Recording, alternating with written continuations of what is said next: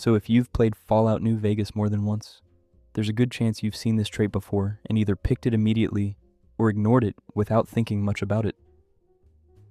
It's called Wild Wasteland. At character creation, it sits there alongside traits that clearly explain what they do. Some give you bonuses in one area and penalties in another. Some affect how often you land critical hits or how fast you gain experience. Wild Wasteland doesn't do any of that. Instead, it tells you something much vaguer. It says that the wasteland will be stranger, and that in exchange, some sane content will be removed. That's the entire explanation. There's no list, there's no preview, there's no clarification of what qualifies as sane in the first place, and that's very intentional. Wild Wasteland isn't a mechanical choice so much as a tonal one. You're not deciding how strong your character is. You're deciding what kind of Mojave you want to walk through. If you take it, the main story stays the same. The factions don't change. The endings don't change. The political conflict between the NCR, Caesar's Legion, Mr. House, and Yes Man all plays out exactly as it would otherwise. But the edges of the world, the places between quests and objectives, start behaving a little differently. What Wild Wasteland actually does is replace or modify a number of encounters, environmental details, and random events throughout the game. Some of these changes are obvious if you know what you're looking for. Others are subtle enough that you might not even realize you're seeing Wild Wasteland content unless you've played without it before. And that's kind of the point.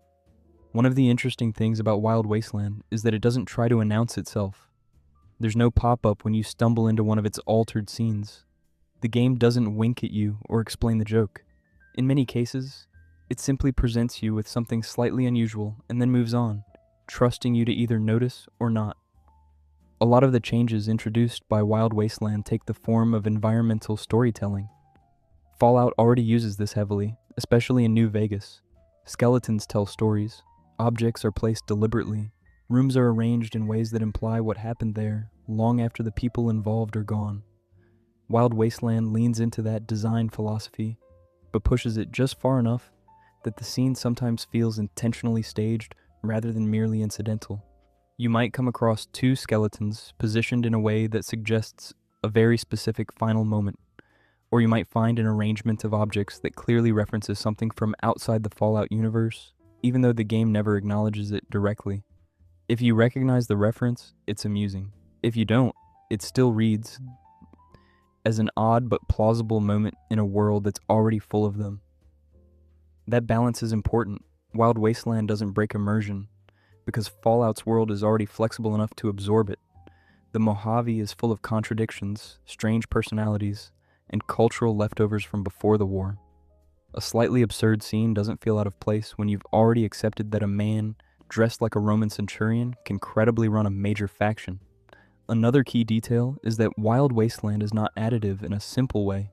It doesn't just pile extra content on top of the existing game. It replaces certain encounters entirely.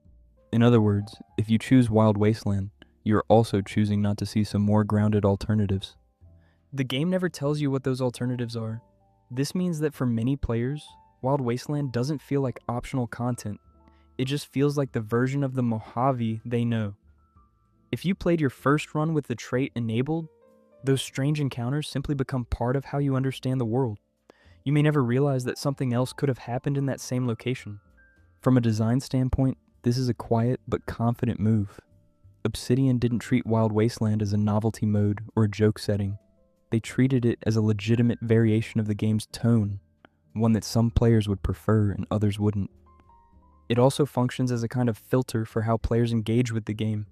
If you enjoy wandering, noticing details, and paying attention to how scenes are constructed, Wild Wasteland tends to reward that curiosity. If you prefer clean systems, direct storytelling, and minimal ambiguity, it's easy to skip without feeling like you're missing something essential.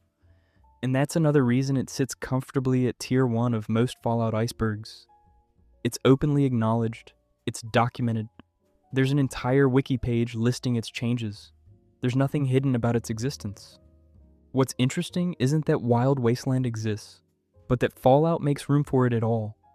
It's one of the few times a major RPG directly lets the player opt into a slightly different sense of reality, without framing it as harder, easier, or more correct. You're not choosing chaos or seriousness. You're choosing whether the world occasionally indulges in being a little self-aware. and it does so without ever asking you to laugh. That's probably the most important thing to understand about Wild Wasteland. It isn't about jokes, it's about letting strange things exist without explanation. The game doesn't pause to justify them, it doesn't contextualize them within lore. It simply allows them to happen, the same way it allows countless other unexplained events to happen throughout the wasteland.